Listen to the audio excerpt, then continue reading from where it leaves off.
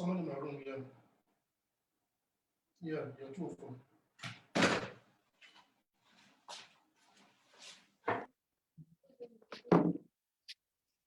Good evening, our eminent resource persons. We say a very big thank you for being part of the conversation and giving your wealth of knowledge and expertise. We could not have gotten a better panel for this conversation. So I would like to say a very good evening and thank you to everyone joining us on our various social media platforms. We believe you find the conversation today very insightful. We are starting the celebration of this year's International Women's Day, which has as its global theme, Achieving an Equal Future in a COVID-19 World, with the hashtag Choose to Challenge, with this webinar themed COVID-19, Gender Parity and Women's Rights. You will agree with me that several events in the recent past have shaped women's rights in Nigeria. And for this webinar, we'll be focusing on just three. The first is the recent social protest, that is the EndSARS protest. The second is the unlawful arrest of women on the streets of Abuja, the Federal Capital Territory, which is the Abuja raids. And lastly is the rising cases of violence against women and girls in Nigeria. This conversation will extensively discuss how COVID-19, its management, the attendant lockdown, and the militarization or shrinking of the civic space has affected the rights of women and their empowerment in Nigeria today. Are there issues for us to look out for? How can we navigate and manage it going forward? These and several others are why we are having this conversation today. I would like to formally introduce our resource persons. Everyone kindly meet Jude Ilo. He's the lead of the Nigeria Country Office of the Open Society Initiative for West Africa. Sir, you are welcome today. Thank you very much. Thank you, sir. The second person on this panel is Osai Ojigho. She's the country director of Amnesty International Nigeria. Ma, you're welcome. Thank you very much. It's my pleasure to be here. Thank you so much, ma. And the third person is none other than Abiodun Baiyewu. She's the country director of Global Rights Nigeria. Ma, you're welcome. Thank you very much for having me, Roslyn. Thank you so much, ma'am. This webinar would be for just 1 hour, and if we go beyond 1 hour, it will just be for a few minutes. To that end, every member of the panel will have not more than 5 minutes to respond to each question directed to you. I would also like to inform you that this event is recorded, so it can be continuously boosted all through the period of the celebration of the International Women's Day. So let's get to the crux of the matter. The first of it is, I'll just take us through a background of the EndSARS protest in Nigeria. We are all very much aware that Nigeria recently experienced social protests over the activities of the Special Anti-Robbery Squad, that is the EndSARS. This is a unit of the Nigerian police force. Over the years, SARS has inflicted great damage to citizens from unlawful arrest, extortion, battery, and killings. A lot of these inhumane treatments have gone unpunished, owing to house state protection and lack of accountability mechanisms with regards to SARS. So our first question is directed to Jude Ilo. SARS has come and gone, and we have seen some accountability processes being put in place by the government, which is the Judicial Panel of Inquiry. Statistics, however, are showing that women who have come forward to complain to this panel constitute less than 24%. And we know women have suffered a lot of brutalization in Nigeria. Can you explain to us why women are not largely represented at the panel, and what can be done to make women report knowing the fact that you were instrumental in supporting women during the Abuja raids in Nigeria. Sir, please, can we have you? This question should be going to Osai and Abi now. Thanks. Thanks for the question. If I rephrase your question, is to say, why is it always difficult for women's voices to be heard in the country? So what you're seeing in the panel is not isolated. It's a culture that pervades the life of a woman from the moment of birth to adulthood. You know, I call it the burden of womanhood, in the sense that you come into a culture where most times you're to be seen and not heard. And every structure within the system, both social, religious, and political, is designed to add additional layers of burden to your voice. And so what you're seeing in the panel is just a manifestation of this structural challenge, which is the inability of the Nigerian society, and indeed the world, to actually create a space for women, a space for their voice, a space for their talent, a space for their rights. That has not happened in the country. Yes, a lot of women have been brutalized by the dreaded SARS officials. But again, take for instance a woman who has been sexually assaulted by these people. The burden of coming forward to the panel. What mechanisms do we have in place to offer her protection, both emotional, psychological, economical, and social protection from what obviously is going to be a backlash, or sometimes covert backlash, you know, that passive aggression you get for just being too vocal as a woman. Imagine a woman who has been beat up, coming forward. If she's married, she'll want to know if the husband is comfortable with the publicity, or she'll want to know if her parents are comfortable with that publicity, or what will the church say or the mosque say if she's seen on TV in the panel. So these are challenges that a Nigerian woman faces on a daily basis. And like I said, is the burden of womanhood, is something you're born into. And so I think that what we are seeing in the panel is what we see in our political space, is what we see in our workspaces, is what we see in our offices, that increasingly the Nigerian woman has to do an extra amount of work to be seen, to be heard, and to be taken seriously. Thank you.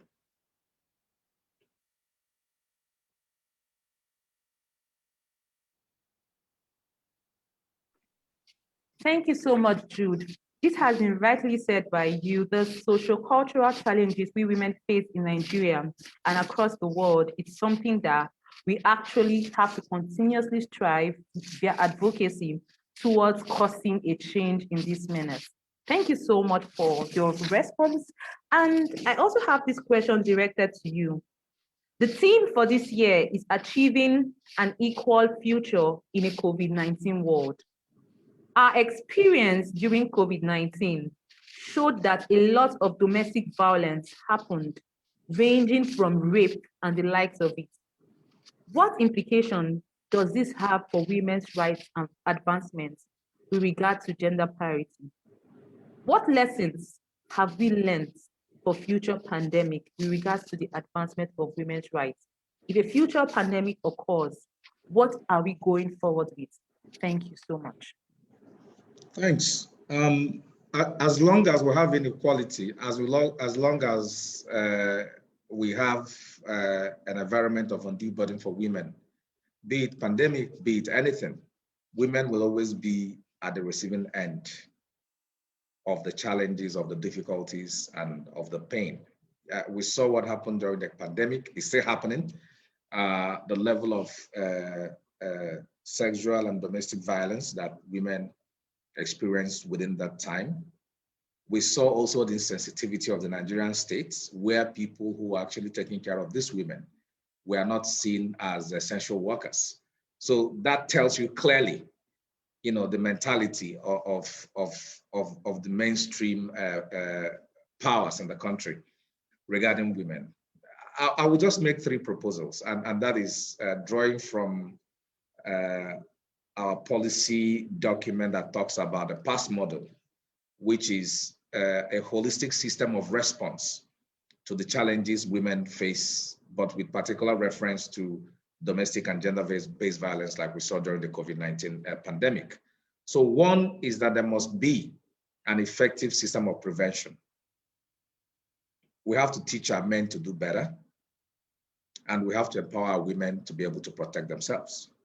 And when I'm talking about protection, I'm talking about economic immunity, which increasingly has become a reason why a lot of women stay in very toxic environment and suffer. And so the idea of the prevention is that we need to start building up a different kind of narrative around our women and around the way we perceive them, around the way our young men and old men behave.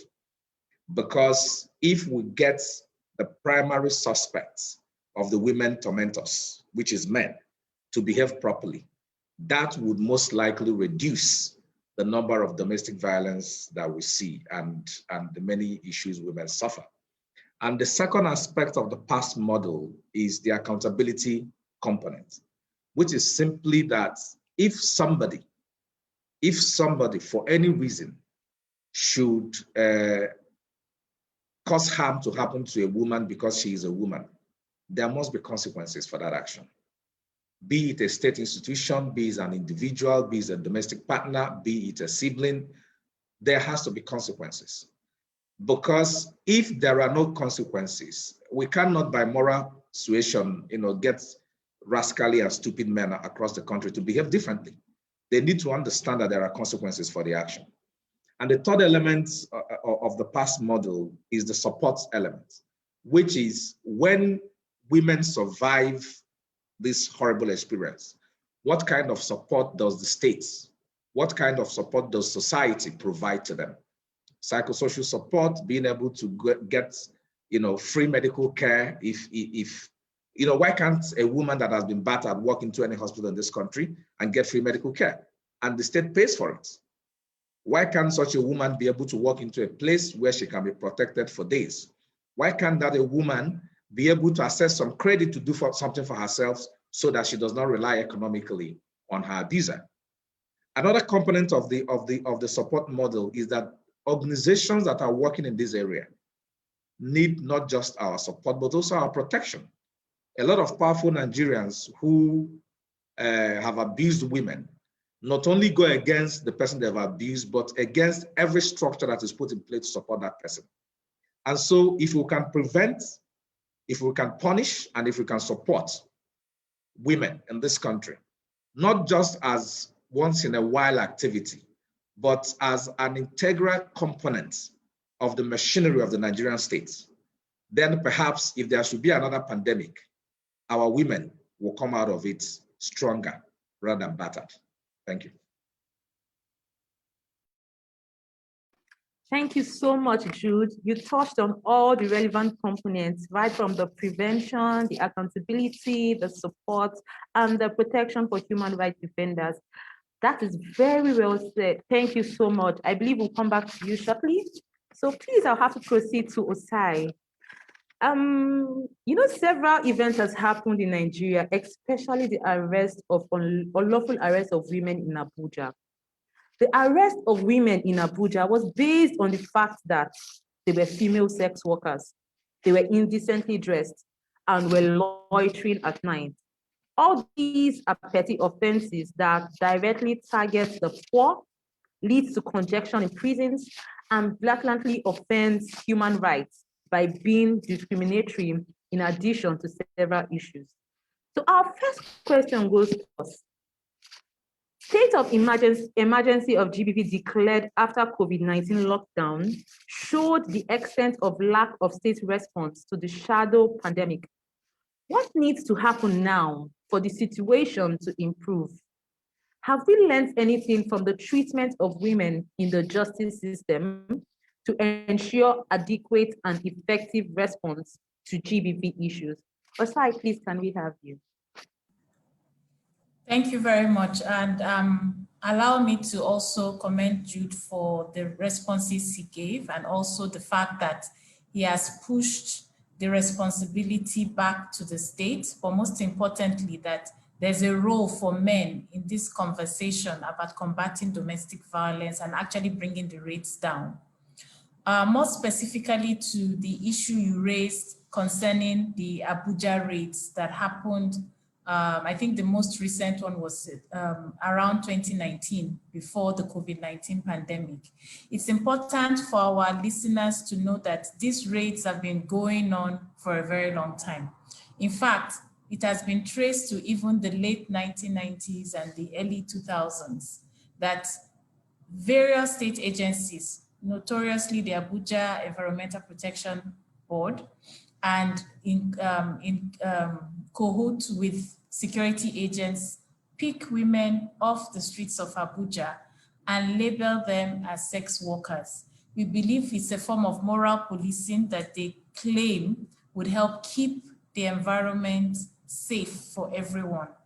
But what it has led to is constant abuse of women, constant fear for women on the streets of Abuja, and it creates this notion that women do not have the same rights to move anywhere they want to in this country and in this city, and rights to protection by the state, because even when these arrests are carried out, it's carried out in a degrading, inhuman manner, exposing the women.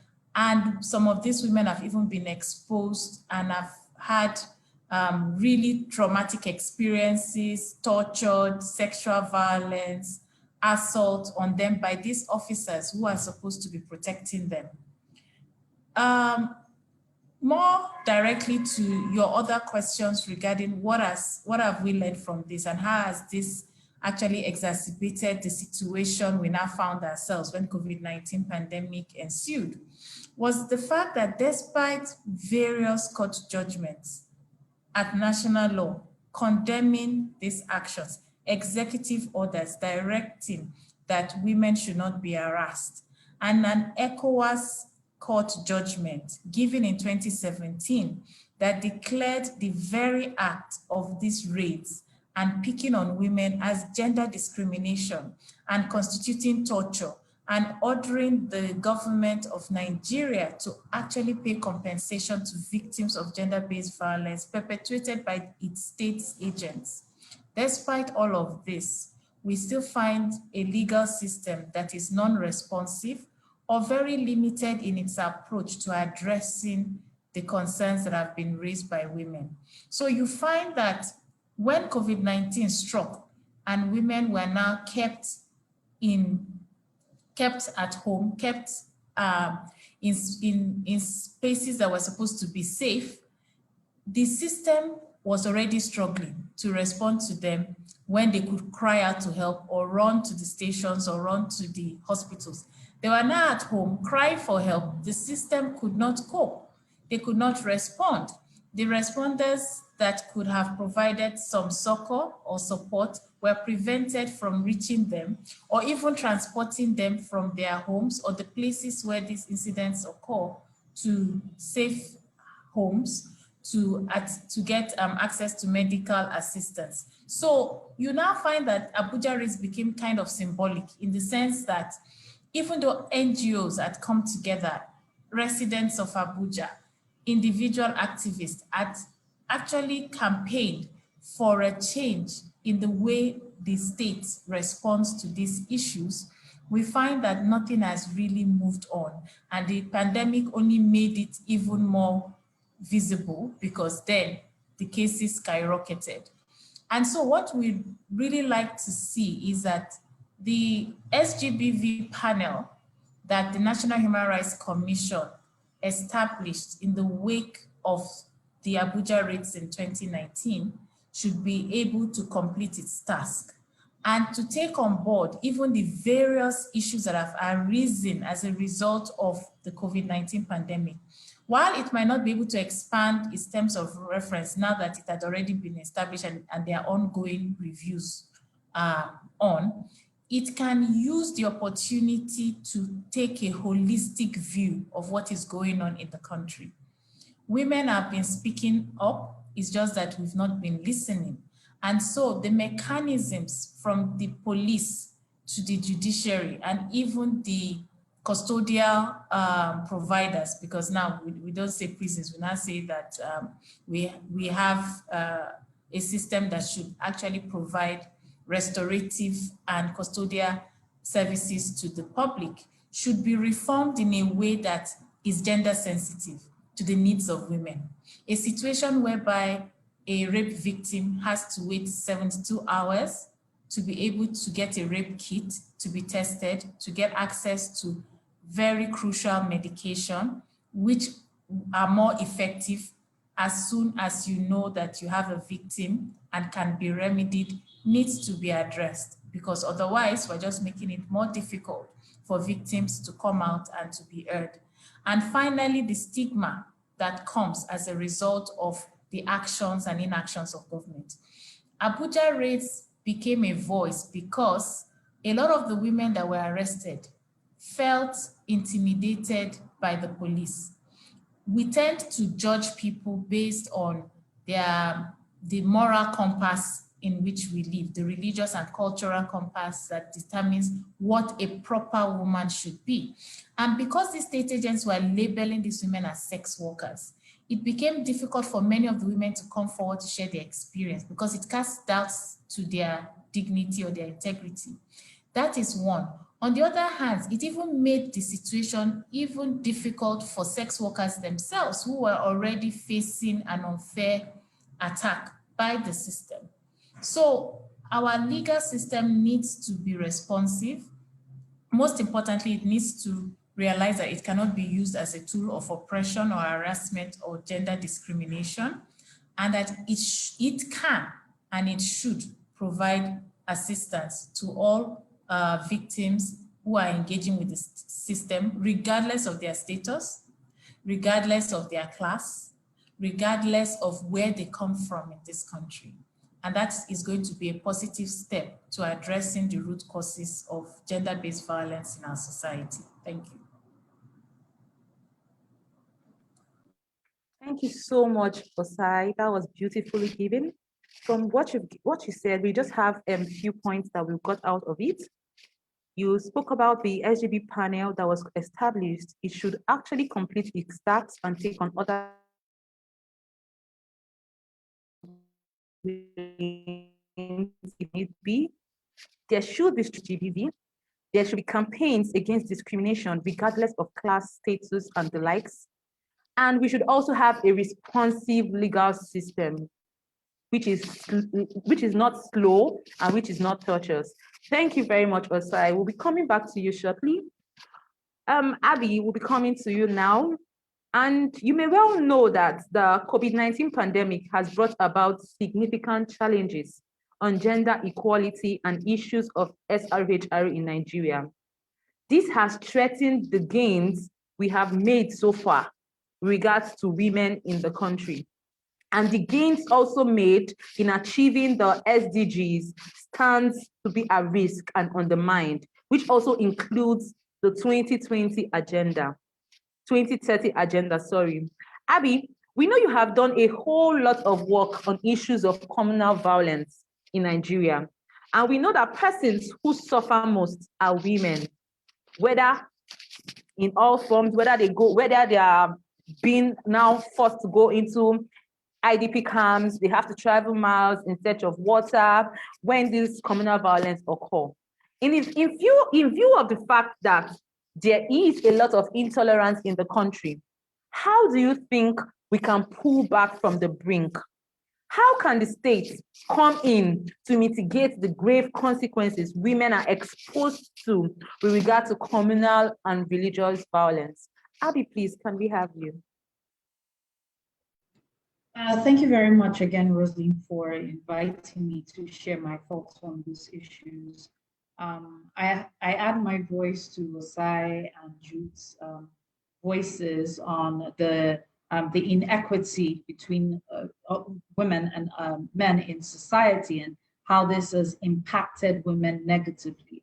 On the issues of violence in Nigeria, of course, you know that violence has escalated astronomically in the past 10 years in Nigeria, and that the country is simply bleeding from every side, whether in the north or the middle belt or the southern parts of the country. And that the real body of violence, the real evidence of violence in any conflict and in any society is the face of a woman.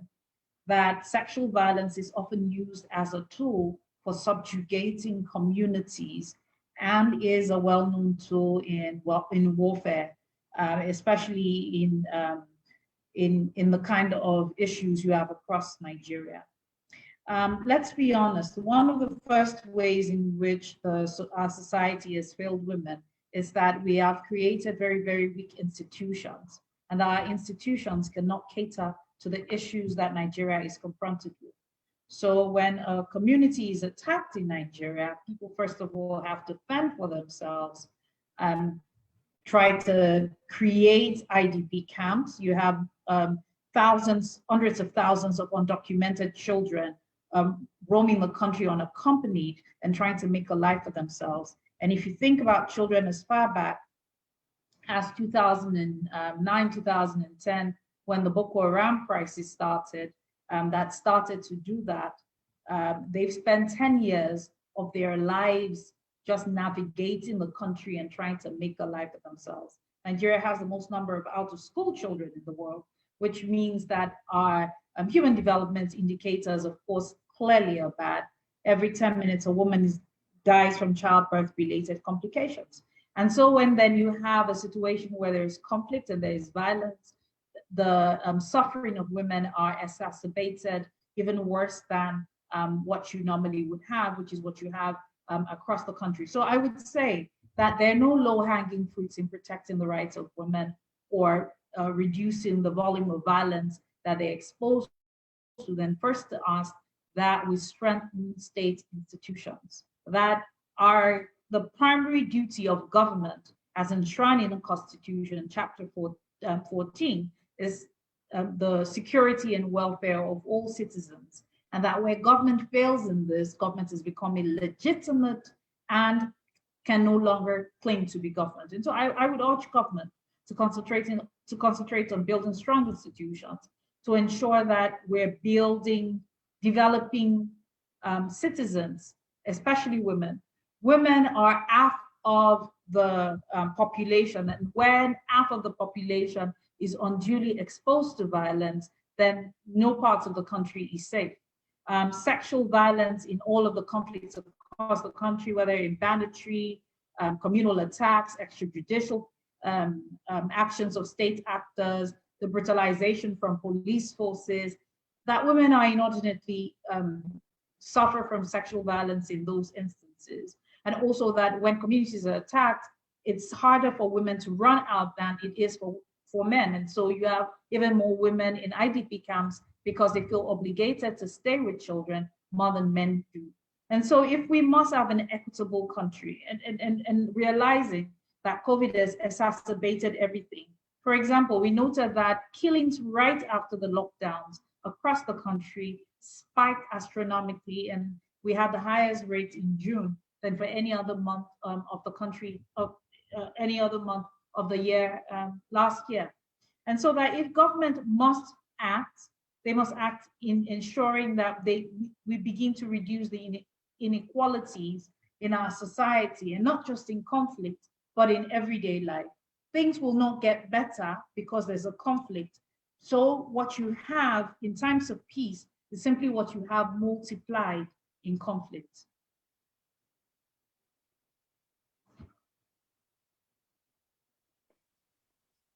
Thank you so much, Abby. From what I could hear you saying, we need to strengthen our state institutions towards building, developing citizens especially for women. And women all over the world constitute more than half of the country's population. Nigeria is no different from that. And you made mention of something that struck me really hard, that for us to have an evidence of violence, and that is largely depicted by the picture or the face of a woman. That is to say, for every time there's violence, irrespective of the situation surrounds it, a woman is largely affected. Abby will come back right to you. I'll have to proceed to Osai at the moment. Osai, I'm going to ask you this second question. You were largely involved in the Abuja Raids advocacy group, demanding for an end to harassment of women in Abuja and all over the country. How can we organize to advocate for women's rights in Nigeria? What strategies and tactics can women, especially young women, adopt to ensure that they continue to speak truth to power? Osai, can we have you? Thank you.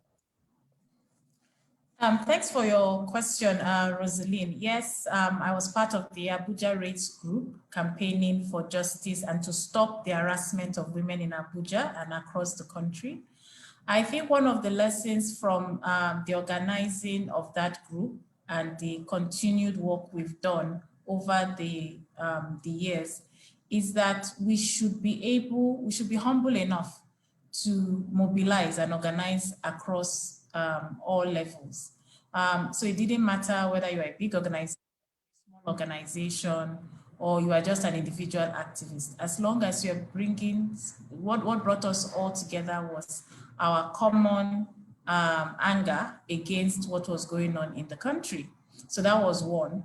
And then two, the skills and the access we had in various aspects of society that were brought to the table. So it's important to identify who your allies would be and what your allies bring to the table, to also identify who the perpetrators or the alleged perpetrators are in order to understand them, understand where they come from in order to be able to mitigate whatever pushbacks you would get, because you will get pushbacks, especially when it concerns women. Often they will come as gatekeepers, oh, we're doing it for our own good. And they come as cultural, we use cultural protectors to say, oh, but it's not in our culture. Women don't behave like this. Girls are supposed to be quiet until spoken to. So you have to come prepared. And the only way you can is if you know what language, what messages, what tactics they are going to use. The other thing is to be savvy with the use of new technologies now. Cost is always an issue when you mobilize. So we will not always be able to go on the streets to protest or to be able to fly or transport yourself to another location in order to get your voices heard. So technology helps us to be cost effective, but also to reach a larger number of people. Because with the Abuja race, it was not enough for us to engage the state representatives, but also get public support for the campaign and for the issues. And the only way the public would hear is if they are properly informed. So using the news media, of course, publishing articles in papers, being on radio programs, even organizing webinars like this, or more importantly, putting the information out there on social media. The Abuja Raid's success was very much linked to the impact of Twitter, Instagram, Facebook in order to share information and also to share helplines that victims could use in order to get support, but most importantly, in order to report incidents and their experiences. So even though it was not all victims that were willing to go forward to push for justice, to engage with the court system in order to get compensation or to get their cases heard by the relevant agencies and to ensure that officers who were involved in this abuse were prosecuted, you find that the information that was shared, we were able to collate it and to make a compelling case as to the frequency, the fact that this has been going on for a very long time, and that it's not just isolated cases, because they always try to make it look like, oh, it was just a one-off, or it was because this person was in a nightclub. We're able to establish that people were picked even when going out with their family members, even when they parked their cars and they crossed the street to the other side, even when they went to buy Indomie, even when they were returning back from school, hairdressers that had closed their shop at the end of the day and were waiting at the bus stop to get transport to go home. So we're able to show that there were different experiences of women and that this was a pattern of abuse and exploitation and a means through which corrupt officers, whether at the police or in the judiciary or in government offices, were using to actually spin off stories to milk people of their hard-earned money. And it was important for the leadership because they might not have been aware that this was going on and it needed to stop. So these were some of the tactics that were adopted and which I would also encourage others to use. You can't do this alone. You need partners, you need allies, and identifying who is quite critical to your success.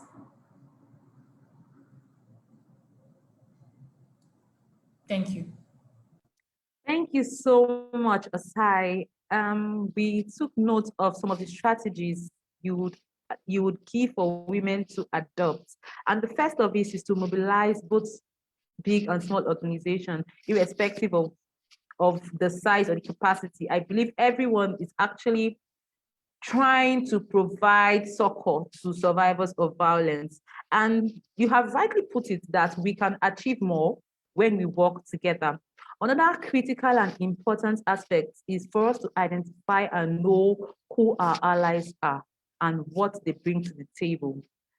You also made mention of us to actually understand our perpetrators, because from our angle of work, we were made to understand, or we found out from our statistics and our reports during the COVID-19 pandemic and all of that, that the reason we were able to get the hike or upsurge regards to incidents of violence and all that, it's not that it has not been happening, but because the survivors were left at home with their abusers.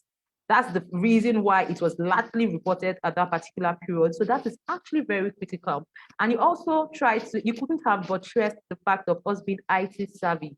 That is largely critical, given to the fact that COVID-19 has shown up a new normal and it's not going anytime soon. So we just have to boost our level of technology regards to meetings and the likes. And also you spoke about the impact of social media.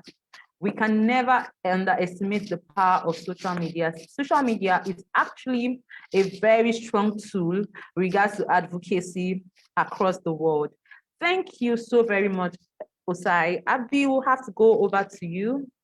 And your next question directed to you goes to us.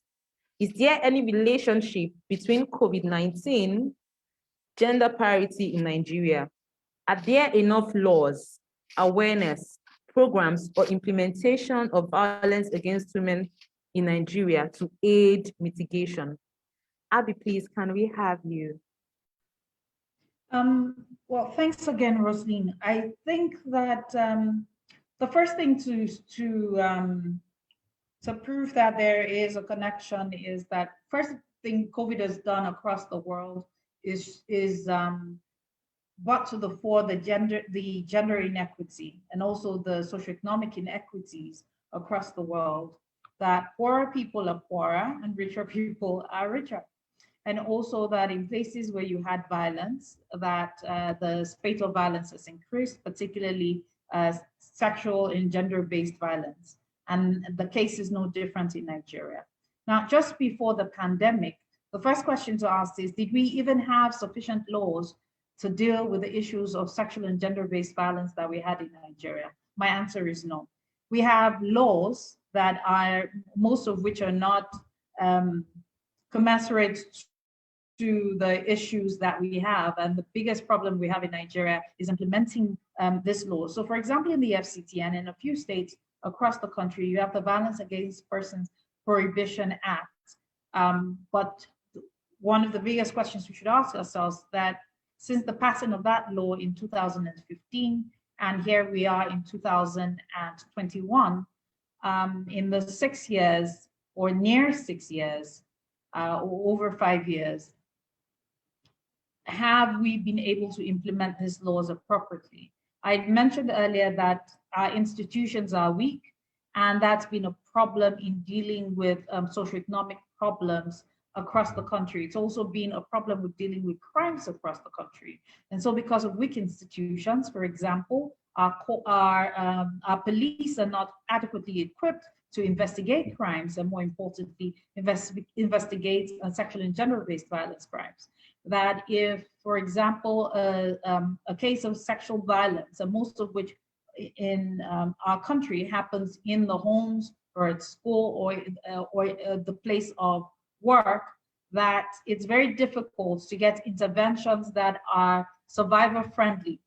So that if a child report sexual violence or a woman to report domestic violence, that we do not even have shelters or sufficient protection to ensure that they're able to get away from the environment in which these abuses occur. That socioeconomically, we're not also doing very, very well in bridging the disparity. I've mentioned that we have the most number of out-of-school children in the world. With the recent upscale in kidnapping of school children, we also do not have, we've also created a situation in which education is no longer very attractive to women and girls, considering the number of children, of girls that have been kidnapped in our country. We've had more than 600, nearly 700 girls kidnapped in the past 6 years in this country alone. And that if in that period we have not done anything to bridge that gap, then we are not working towards ending inequity in our country. We also do not have laws that protect children from being withdrawn from schools or being given an education in the first place. And so you have, in all of this, you also don't have access to credit, which means that a lot of women also cannot start businesses or be gainfully employed because they do not have access to credit. When you then look at all of these issues and then you ask yourselves that are our laws enabling the gaps between women and men in this country, especially the inequity gap, before you then ask the question about the pandemic, which generally has made things worse, you realize that our laws are not protecting anyone, particularly the women in this regard, at least not sufficiently. And the implementation of these laws, because we're not backing the laws with action, we're not backing the laws with funding, is also making things worse. And when I say funding, I'm not particularly speaking about donor funding. I'm talking about the state putting the money, the resources of the people where our mouth is. If we say we want to end inequity in our country, we need to to show through our budget that we're ending inequity, that we're ending maternal mortality, for example, that we're ensuring that schools are safe for women and girls. We're ensuring that the world of work is a safe space for women and girls. We're ensuring that women and girls are able to get away from exploitative, abusive relationships into shelters. So no, we're not doing very well, and that our institutions are able to implement the laws. And strong institutions are the only type of institutions that can effectively implement laws. That is, if the laws themselves are commensurate to the threats in the first place. Thank you. Thank you so much, Abby. You made mention of us not having sufficient laws because they're actually not commensurate to the rate of SGBV violence incidents reported. We also have lack of implementation of laws, which is actually a challenge in Nigeria. And we also have the fact that security agents are largely not equipped to providing interventions to survivors of SGBV in a human rights compliance manner. We also have the challenge of safe spaces, unemployment, and there was something you said that really struck me largely. If we are ever going to end inequality in Nigeria, it actually has to be reflected in our national budget. What is our budget saying with regards to gender parity? Thank you so much, Abby. So we'll be going back to Mr. Jude. And please, Mr. Jude, we just want to ask you. Oh, I'm trying to just connect on Facebook. I can see there's a question on Facebook. And it goes thus. It says, what avenues exist for women who are survivors of sexual assault in Nigeria? Are there institutions or grassroots communities in existence that protect girls and women who dare to stand? I believe this person joined us late, but it was thrown at Mr. Jude. Please, Mr. Jude. Yeah, I think there are a number of people who are doing some excellent work across the country. I'm not sure we're able to start listing all of them on this call, but I'm guessing this is perhaps something Lawyers Alert can also help provide after this event. So maybe if the person can then collect, if you guys can provide a contact detail so they can reach out and we provide that information. I mean, we acknowledge the fact that things are not the way they should, but we should never discountenance the brave work of a lot of organizations across the country. In the worst of circumstances, people like Dorothy Jamanza Foundation here in Abuja, Mirabel Center in Lagos, Project Alert, a whole lot of groups across the country doing some fantastic work. It's just that we know that the effort they put in will never be enough to solve the problem, because at the end of the day, the duty of securing citizens is the duty of government. So if government is doing their parts, then all these other external efforts will be complementary. But without government playing a very frontal role on this issue, then we'll just keep doing catch up.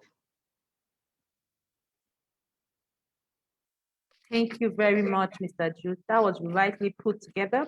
And we just want to throw this last question to you. It's actually not a question, but you may have something to say with regards to the conversation that other panelists may have said. With regards to whatever they have said, if you have anything to just add, Mr. Jude, please can we hear you? I mean, Abi and Osai, they are more competent to talk on these matters than I do. So I don't know if there's anything for me to add, but just to say that, one, I think we should encourage this kind of conversation going forward. We should get our women to the point where they are comfortable talking about these issues. And I think the more we talk about it, the more we empower each other, even if it's just with knowledge. And then there's a sense of solidarity that comes with this kind of conversation. People knowing that their reality is not just exclusive to them. They are not going through this because they are bad people. They are going through this because there are bad people. So I think it is important that the self-guilt and this feeling of helplessness or isolation that happens to people who are caught up in circumstances of domestic violence, that will begin to pull down those walls by this kind of honest conversation, so that people can understand that they are not alone. And hopefully with that solidarity, not just in words, but also in action, we should be able to at least get to, one neighbor at a time to make sure that all our women are safe. Thank you so much, Jude. Osai, please, can we also have you do the same? If there's anything you feel you want to add to the conversation that Jude and Abby has brought to the table, please, Osai, can we have you? I think one thing we need to lay some emphasis on is also the role of young girls. Oftentimes, when we have these conversations, their voices are absent. And it's because in our society, we are very ageist in the sense that we feel children should be seen and not heard. But over time, we've discovered that young people, including young women and girls in particular, have a lot to say. And there are things they observe, there are things that they experience. And it's important for us to be able to address it early on.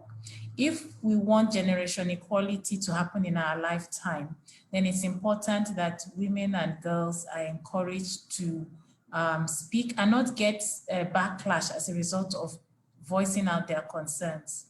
Another issue is around the involvement of boys and men with prevention and protection of gender-based violence. Sometimes in these conversations, you hear things like, but men are not, they are not just perpetrators, they are fathers, they are brothers, they are uncles, you know, so they talk about the roles that they have that are positive. But it's important that we should also step back and talk about toxic masculinity and how images in our society, in media, in Hollywood, Nollywood, creates this impression that men and boys have to be macho in order for them to be recognized and respected as men. So we need to also have spaces in the home, in our religious spaces, since Nigeria is such a very religious country, in our schools, in our communities, with boys and men, and also the challenges they have in expressing themselves in this way that society expects of them, so that they can walk side by side with women and girls in a generation equality world, which we all want to see. Nobody wants to be intimidated or harassed, but if people don't talk about their own inhibitions or their own inability to express themselves, either because society expects them to be tough, or in the reverse, society expects them to be soft, you find that it's a lot difficult to find lasting solutions to this. I think everyone has something to contribute to ending gender-based violence in our society, but we need to address it from the root causes and encourage each community to have a seat on the table. Thank you. Thank you so much, Osai.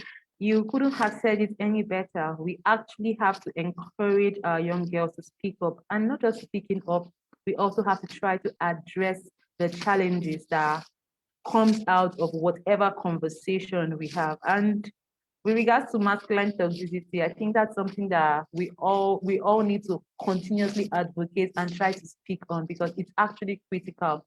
We are trying to ensure the men act some kind of way, they are the topmost kind of being and all of that. But thank you really so much for throwing in your wealth of knowledge on this. Abby, please, can we have you, if there be a thing or two you would like to add to the conversation? Thank you.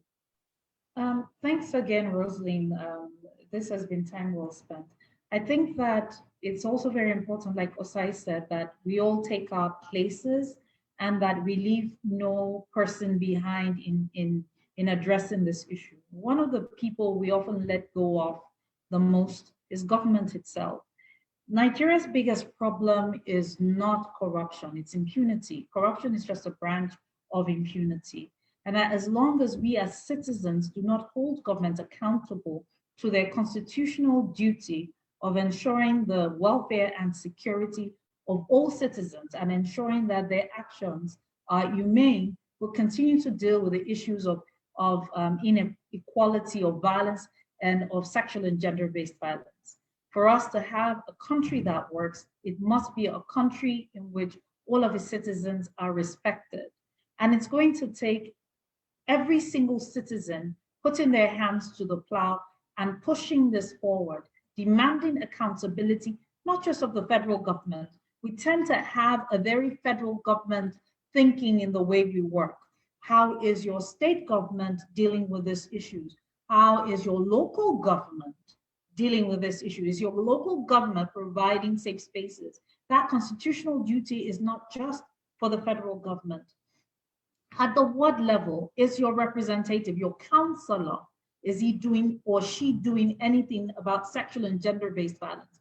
Are we putting the right people in those places? Are we raising the essential voices, like Osai said, of the most disenfranchised, of the most vulnerable people to these forms of violence, and demanding an accountability for the wrongs that they suffer, and also a prevention of the wrongs? For example, Abuja raids did not need to happen.